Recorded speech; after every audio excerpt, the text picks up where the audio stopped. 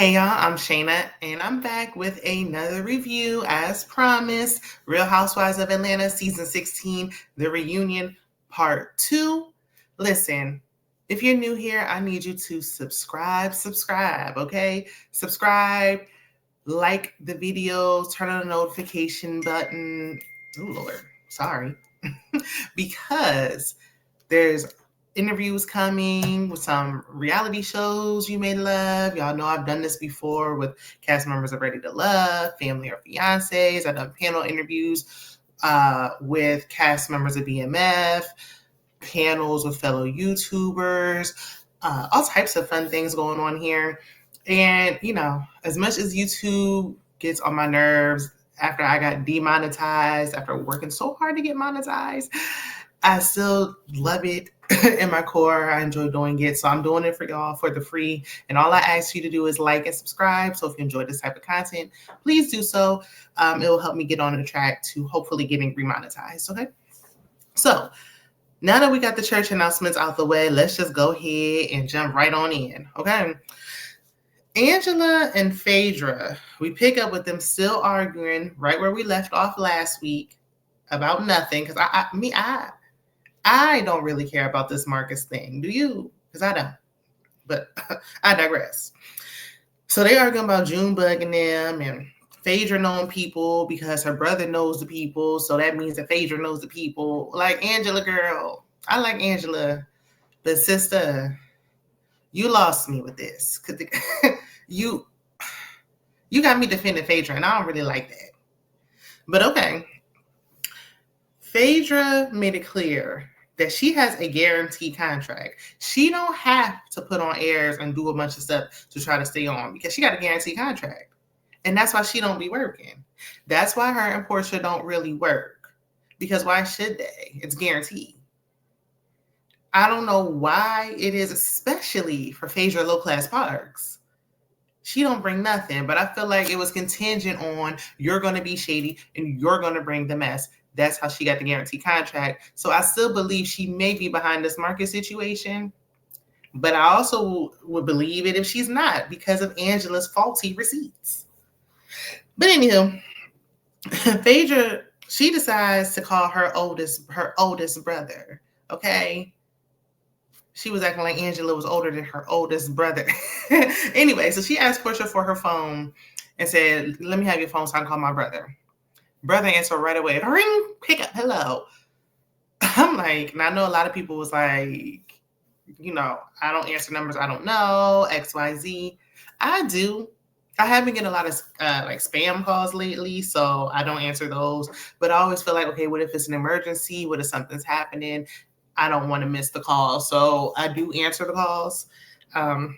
One time I got locked out of my house. My daughter locked me and her out the house. I had to go to my neighbor's house, use her phone because my phone was in the house.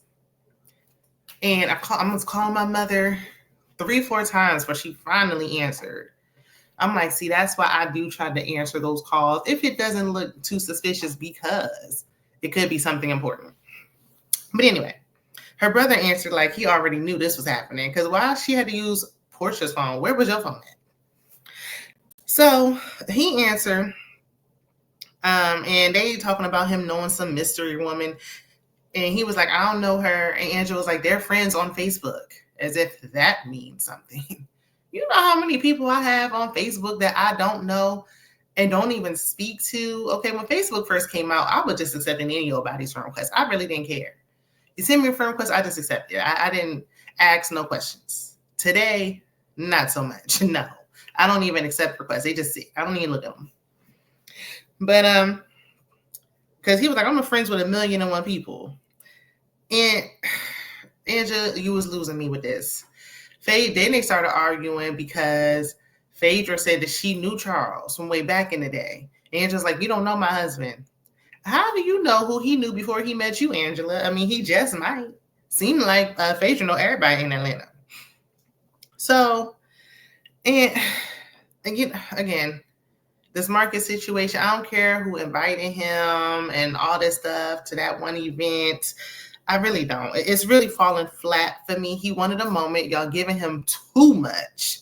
And it's really not that interesting. I promise you it's not. It fell flat for me. Angela said that Phaedra gave her that man's name, where he works, his address, his phone number, the last four, his everything. She said all that, but she might as well have. She said Phaedra knew everything, all his information, and June bugs. Let's move on. So Kelly wants a moment, and she said she never compared her failed marriage to Angela's marriage. The footage said that's a lie. She said something along them lines. It might not have been that verbatim, but it was something like that. It was good enough for me. Girl, Kelly also, she was still friends with Broke Edie, so it felt malicious to me. Then what Afar said, what? Sometimes I can't read my own handwriting, child. I write like a doctor. Like, it's real bad. Especially when I be trying to take these notes when I'm watching these shows. I be just scribbling and scrambling. But anyway, they said that a fan said that they think that Angela is giving away her industry age. She ain't really 43 to be exact. Angela bought her birth certificate.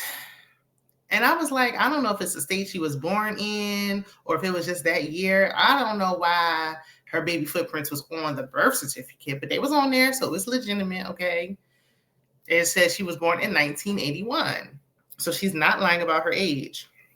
I too thought Angela was a little bit older, not because she just looks so elderly, but because she just carries older. Some people just carry a little bit older. Some people are just a little bit more mature. And I think sometimes I see women who are with older men want to be like, you know, like they're around that man's age. Girl, he didn't get with you because he wanted somebody his age. That's not why he got with you. He wants you to act your age.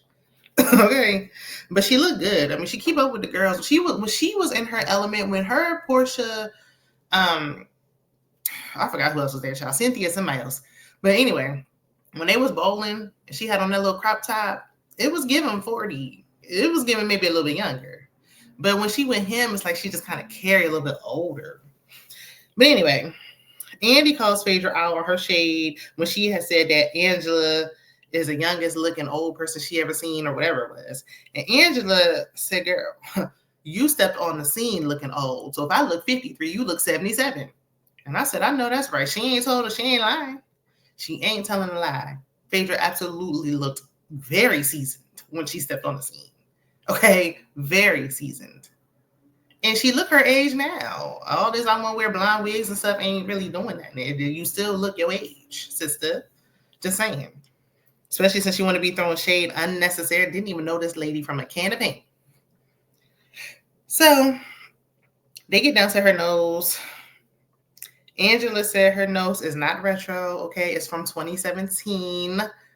And her husband paid for it. I said, did he? I wonder if he liked the results. Like, I wonder if he liked her better with her old nose or if he likes her with her current nose. I think it does look a little bit better when she put Botox in it and kind of fluffed it up a little bit. But I really want to see what she looked like with her old nose. I promise she probably looked just as beautiful with that old nose. Like, I don't know what this upward swing is about with these nose jobs. I need my sisters to embrace your ethnic features and stop playing with your face. I'm all for getting the body done. Whatever. You want nip tuck, fine. But if something go wrong with your face, you really can't undo that. Like, you really might want to leave that alone. But, you know, that's just my opinion. So a fan said that Angela needs to come clean and admit that she's perimenopausal. She finally admitted that she is. Girl, you late to the party. We already knew. This ain't news to us. And nobody cared. Like, I don't understand why she was acting discreet about it. Like, what's the secret? Like, even, I think Cynthia or somebody was like, you can get it as young as 36. A lot of people get it in their 30s. So I feel like I don't understand why it was so taboo. Like, it's nothing to be ashamed of. You're a woman. So a fan asked Angela how she felt when her daughter snuck off and got married. Angela was like, look, it's not who she got married to because her daughter been with the wife since she was 16 years old. So it's like she always knew that her daughter was queer. That is not the problem. Okay? The problem is that she snuck off and got married and she was so young. She didn't like that. I didn't like that her daughter snuck off and got married. And that immediately after, she went back to her room at grandma's house. What? I didn't like that. If you want to sneak off and try to be grown, then be grown. You and your wife should have had an apartment set up and everything. Why are you going back to your room that you grew up in? Why are you at granny's house? I ain't like that. But, most parents don't want their children marrying super young, even though I personally think that 23 is not all that young. Like, I always thought that was like a normal age to be married, but maybe because my parents got married young, like around that age. So it felt, it doesn't feel abnormal to me. I got married young. I got married when I was 19. We also had our own place. I didn't go back to my mama's house after we got married. Okay. And we didn't sneak off and get married nowhere. We had a wedding. But, yeah. And, now I'm ready to do it again. See, because that first one, it's like when a teenager get their driver's license for the first time and they're more prone to possibly get in accidents. You run off and get married young, you may be prone to possibly getting that first divorce. Maybe. So I'm ready to do it a second time. Okay, anyway, enough about me, because y'all ain't come here for that. So Angela speaks on the bankruptcy due to her failed rental properties. I still don't understand why she got so many. Was it for the show? Because you didn't have to do that. You really did. It's fine just being a housewife. That's what the show, that's what the premise of the show is. I know we've gotten far, far away, but that's what the show is. She is a legitimate housewife. She said that she had to rent a failed rental property. She lost her mom. She just missed having her mother. May her mom rest in peace. I'm going to talk about Basketball Wives later on, but when we see ordeals between mother and daughter where, Jackie had to knock her daughter into next year, and I ain't mad at it. We're going to talk about it.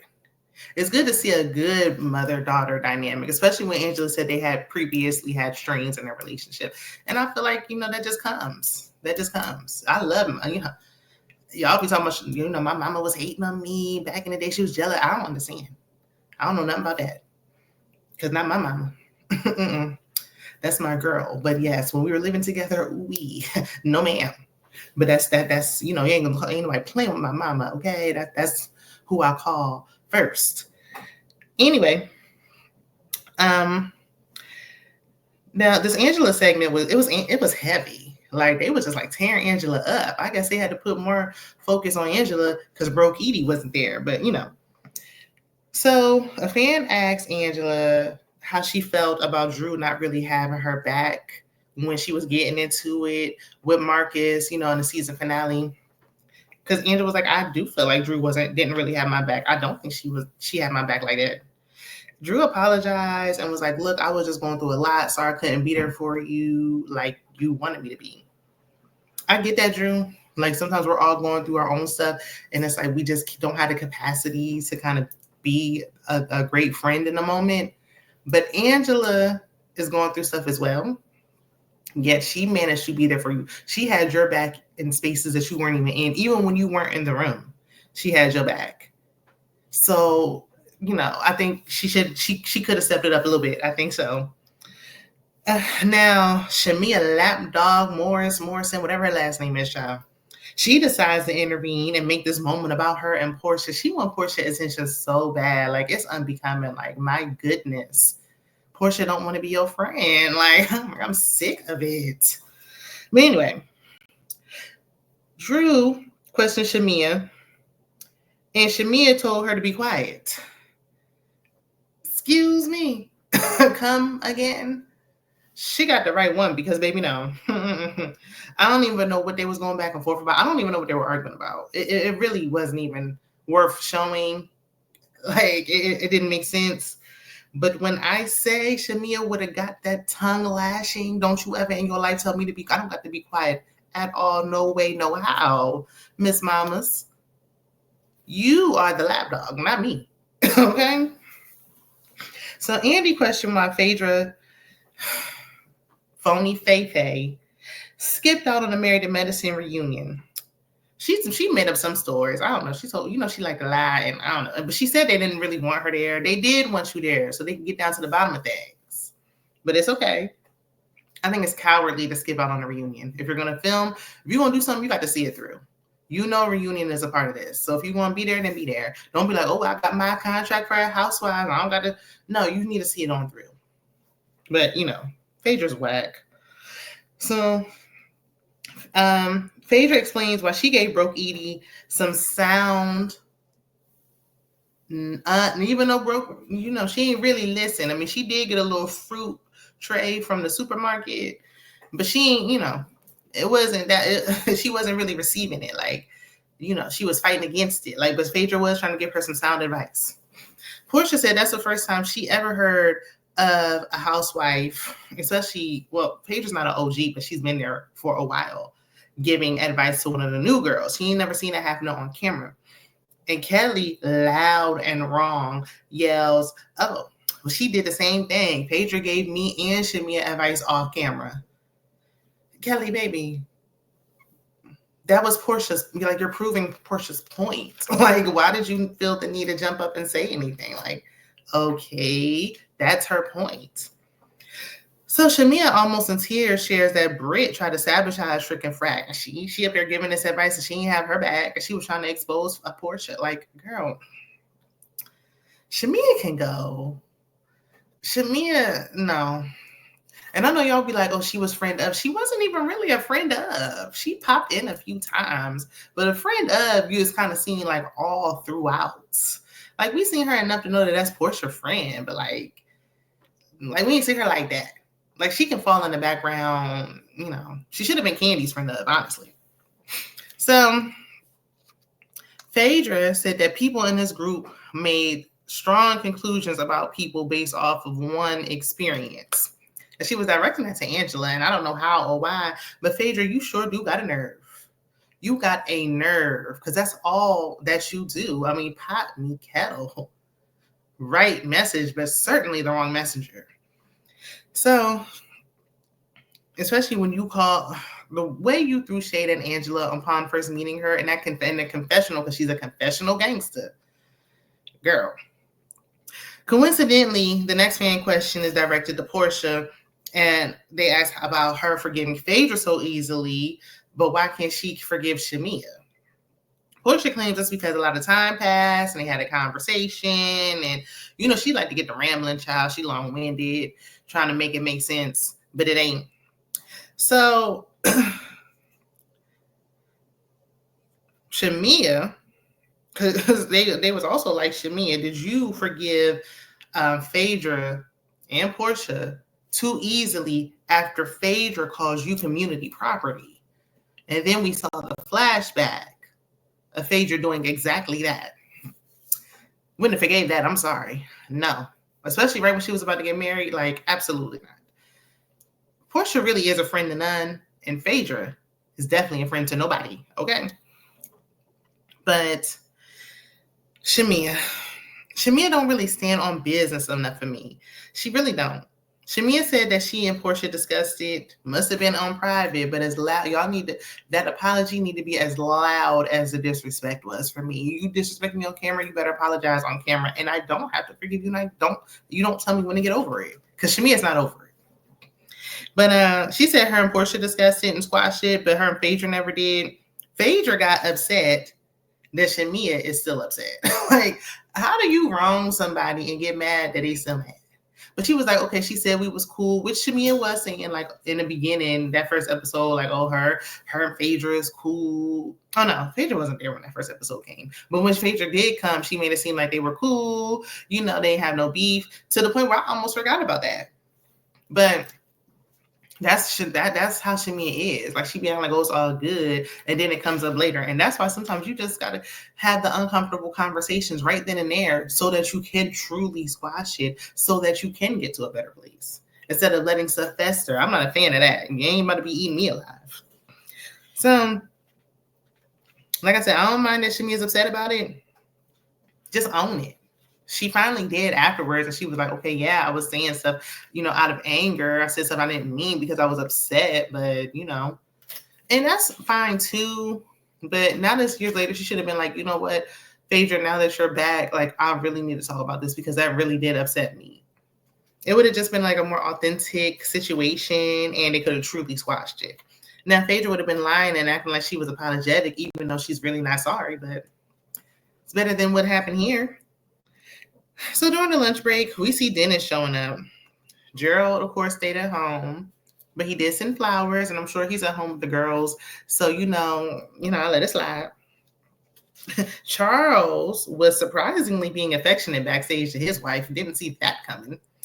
And of course, Ralph, I want to Peach Pittman was getting his hair cut in the back.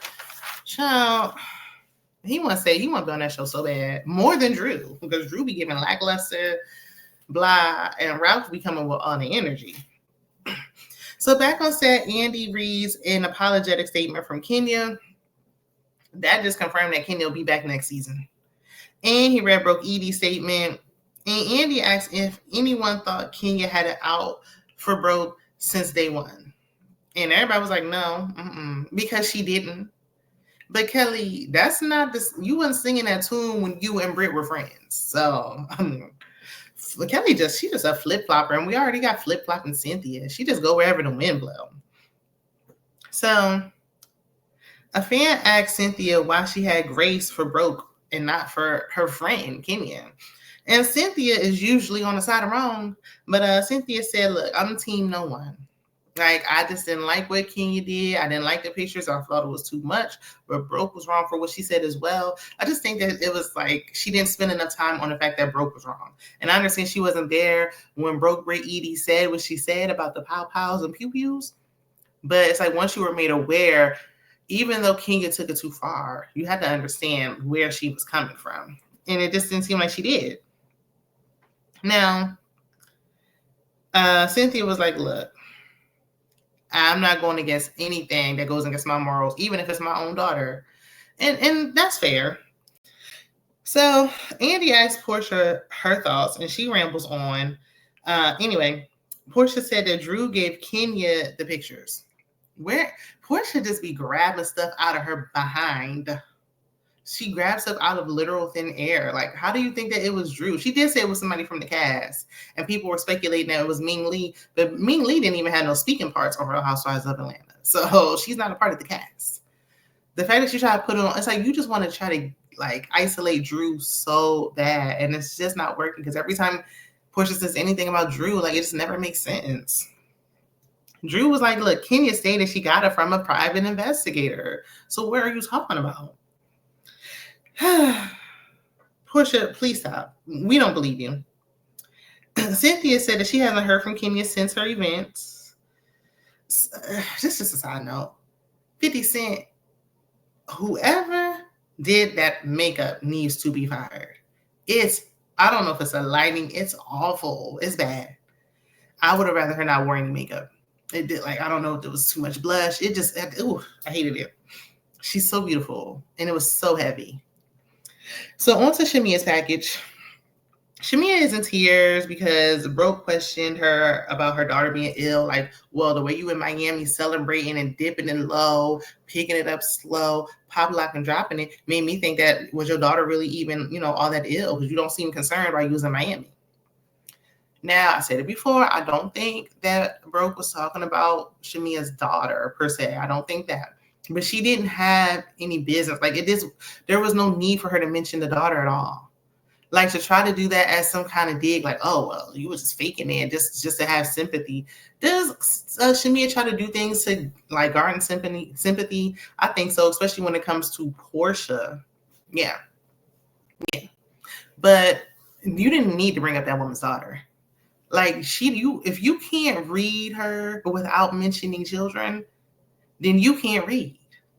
And you shouldn't be there. That's why she ain't there. Because she knew when the reunion came, she wouldn't be able to keep up. And these girls ain't nothing. She better be glad she was on this season and she wasn't on there seasons ago.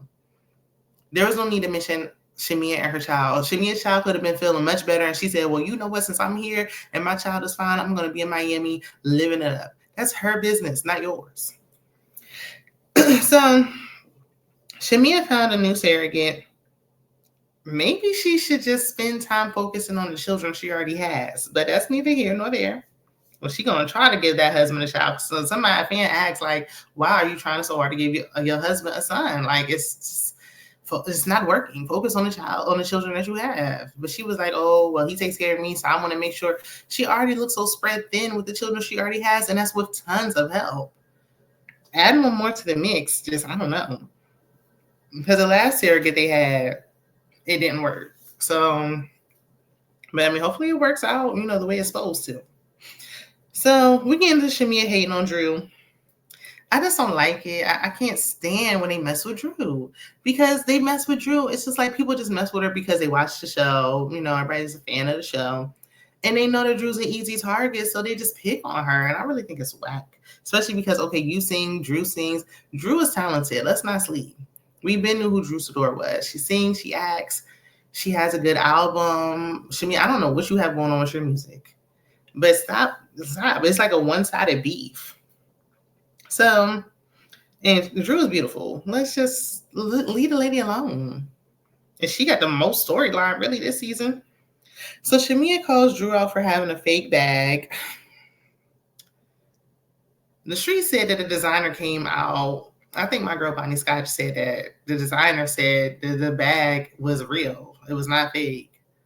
So the fact that y'all are sitting there arguing about fake bags in this economy, and I know they're supposed to have money, but the girls don't got no money. Shamia aside, I know Shamia got money, but fake bags, who cares? Now that people have heard people in China who make bags say, listen, it costs $2 no matter if it's real or fake. Nobody cares. Okay, now I wasn't a fan for knockoffs. I feel like if you just cannot afford to get the real thing, then leave it alone. But at this point in my life, I really don't care what kind of bag you're wearing. I don't. So we get into Portia and Phaedra falling out, or Portia and Shamia falling out over Britt exposing them text messages. When Britt did it, it was just malicious because it was just like, oh, well, now that me and Shamia aren't on good terms, so you know that she was sending these text messages, and I just thought that was corny. I want Shamia to be honest about this lopsided friendship, though. You feel it's lopsided? Again, stand on it. Stand on business. Can't be timid when you're on the show. So Portia said that she was in Shamia's American wedding. Shamia insists that she did not have no American wedding. Stop saying that. Portia's talking about, yes, you did. This lady is the one who got married. I think she would know how many weddings she had. Like, what? She said it was some kind of ceremony. It was an event, but it wasn't a wedding. You were supposed to be in an African wedding. If you knew that you had leg issues, and you should have been said that, all of a sudden, right before it's time to go, now you can't go because your leg got cramps. Talking about something, I've turned planes around in the air because of my... Girl, be quiet. She just, ooh. Anyway. And Shamia was like, okay, but it took this season for me to learn that you didn't show up because you claimed we were having issues. We had beef. That was news to me. And I'm like, see, that's Portia's problem. She forgot that she accidentally told the truth. And it probably wasn't always. She just didn't want to go. She just didn't want to go.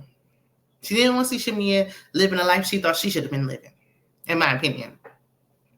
So basically, the so-called besties just aren't friends anymore. And once again, Shamia's hanging on to the length of the friendship. Like, yeah, y'all knew each other since childhood. It seemed like there was times in between where y'all weren't even speaking because somebody pulled up the photos from Portia's first wedding, and Shamia wasn't in any of the pictures. So not only were you not a bridesmaid, but you weren't even there. Like, the friendship wasn't as great as Shamia trying to act like it was or once was. So Portia is still having this fake. She's already talking about the alleged leg issue. And Portia, she's trying to gain sympathy and empathy. It's not working. I just think that she might have some dirt on Shamia and that Shamia doesn't want to get out. Or maybe she just like enjoys being able to say like, oh, me and Portia have been friends for all these years. And after she been taking these lapdog allegations and lapdog gate, she just like, look, I'm not going to end the friendship now. I put in too much work. But it might be time for a little break. Well, they taking a break. And then they start arguing about each other's mamas. You want to talk about mama. So Portia said, look, Shamia is lying. And Shamia said, you've been lying too. What? What you said? You've been lying too. Okay, girl. I mean, this really could have been a one-part episode, but to be continued. We'll be back next week. The end. Y'all let me know what y'all think about this episode down in the comments. Be sure to like the video, and I'll see you in the next one. Bye.